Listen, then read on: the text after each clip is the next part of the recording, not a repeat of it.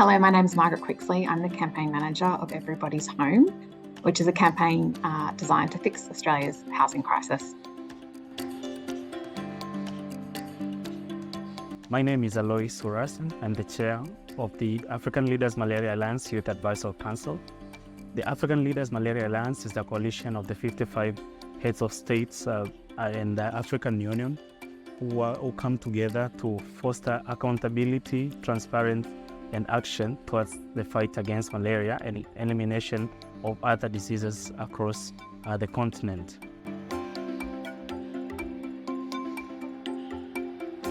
Hello, Results UK. My name is Stéphane Vigneault, and I'm the coordinator of École, ensemble.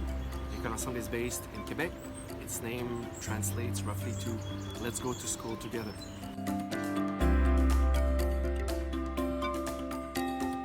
Companheiros e companheiras, eu sou a Carla Lupe, da Direção Nacional do Movimento Sem Terra. Essa organização de mais de 400 mil famílias assentadas em todo o território do Brasil, em todos os estados, nós estamos organizados. E nós, que fazemos a luta pela terra, temos atualmente 70 mil famílias acampadas, ainda numa situação de luta por esse direito fundamental que é o acesso à terra.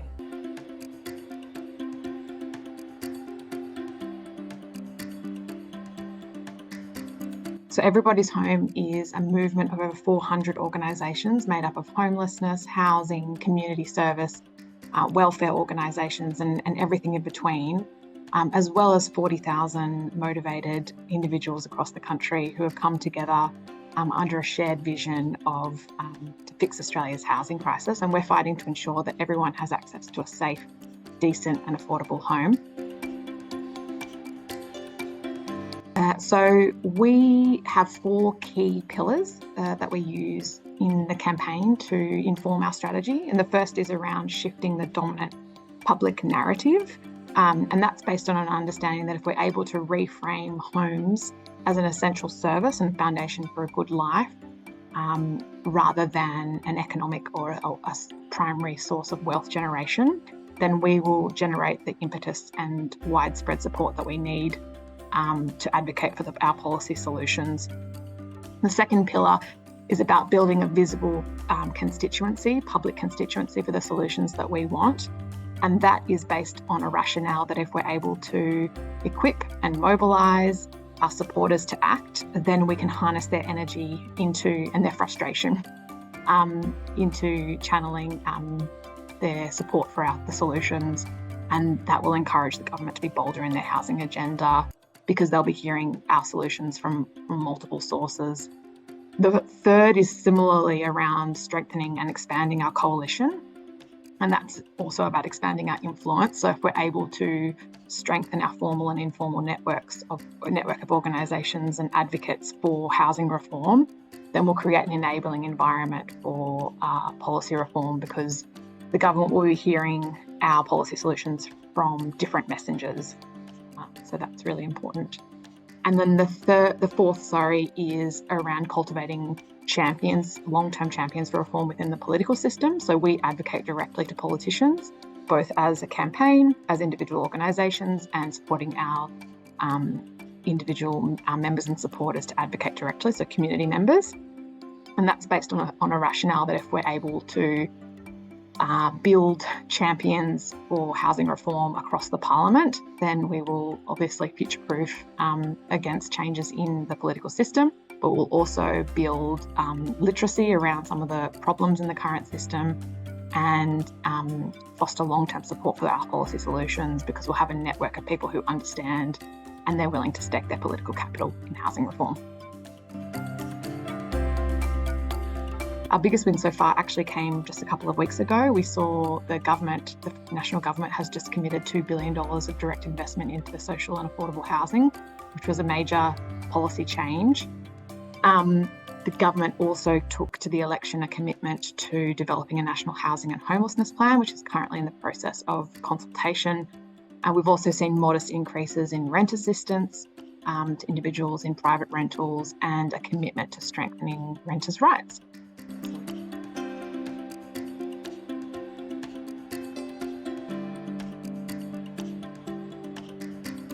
There are 4 priority agendas within the African Leaders Malaria Alliance, that is digitalization, end malaria councils and funds, regional economic communities, and youth engagement. It is with this priority agenda on youth engagement that the Youth Advisory Council was established and launched during the 34th African Union Heads of State Summit, where a council of 11 young people representing all regions in the Africa, plus the diaspora, was established to champion for meaningful youth engagement across the continent, to harness demographic dividend towards ending malaria and improving health outcomes across the continent. Strategy is guided by 4 main principles. One is the principle of community action, whereby we encourage young people to take action within their communities, to take action such as supporting the distribution of mosquito nets, supporting communication of key messages around utilization of the interventions around malaria, but also supporting health life within their communities. Another principle is on communication for change, whereby young people utilize platforms such as social media to communicate key messages to change the narratives around diseases such as malaria, neglected tropical diseases, but also around digitalization and use of data in health sector. Another principle is on innovation, whereby we are motivating and encouraging young people across the continent to engage in innovative strategies towards eliminating malaria in the continent. And the 4th principle is on advocacy, whereby young people take action to advocate for utilization of malaria interventions, but also supporting to mobilize resources and to advocate for political will, but also a resource mobilization for the fight against malaria and promotion of universal healthcare. The biggest achievement we've had so far since the establishment of the Youth Advisory Council is the recruitment of about 4,000 young people from 45 African Union countries who are championing for malaria elimination. What we look forward in the future is to seeing a generation that has been successful in eliminating malaria, a generation that is living free from malaria throughout the continent.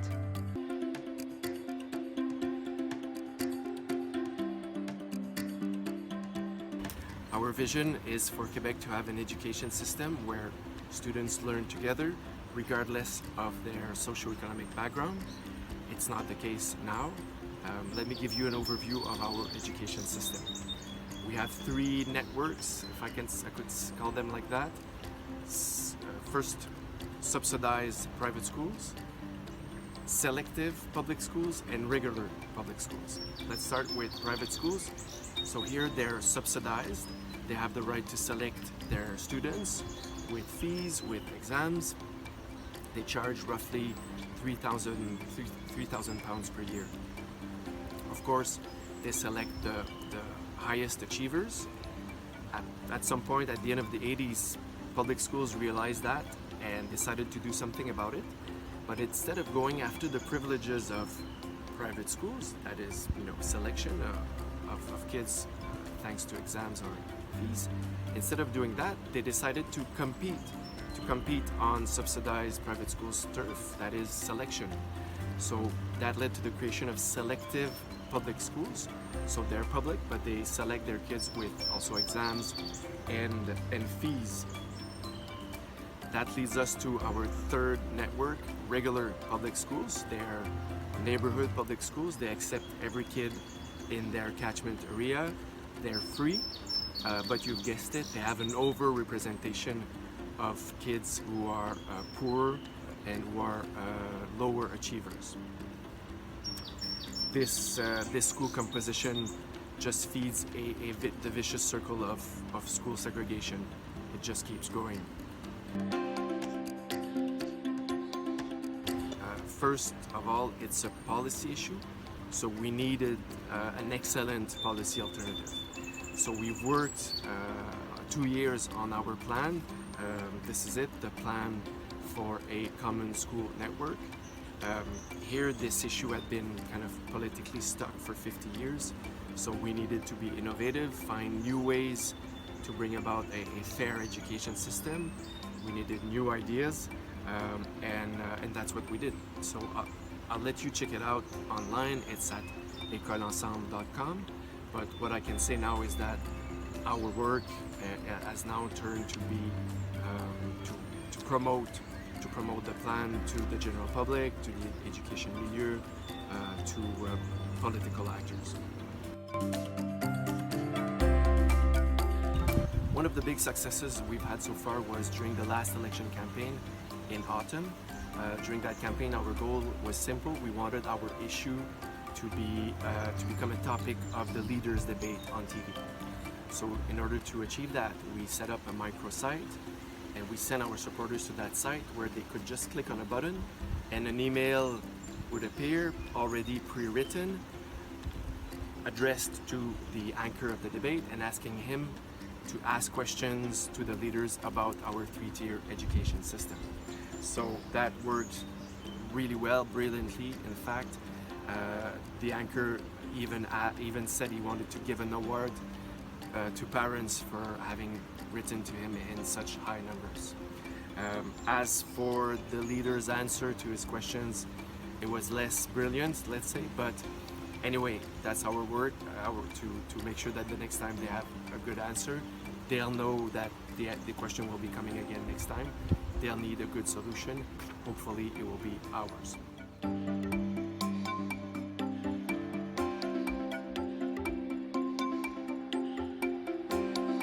Nós somos famílias compostas, né, da sua mais diversa forma possível, né, com jovens, com crianças, com idosos, com pessoas LGBT, que se organizam em cooperativas, que constroem escolas, que atuam nos seus coletivos, né, construindo outras relações com a natureza. Por isso nós defendemos um projeto de reforma agrária popular com base na agroecologia, que desenvolva possibilidade de vida boa no campo para que as pessoas resistam, mas também convivam e produzam outras formas de relação social, com cultura, com saúde, com educação e com internacionalismo, né? Nós somos um movimento que desde o início preserva esse princípio de que a solidariedade é dividir aquilo que nós temos e não aquilo que nos sobra.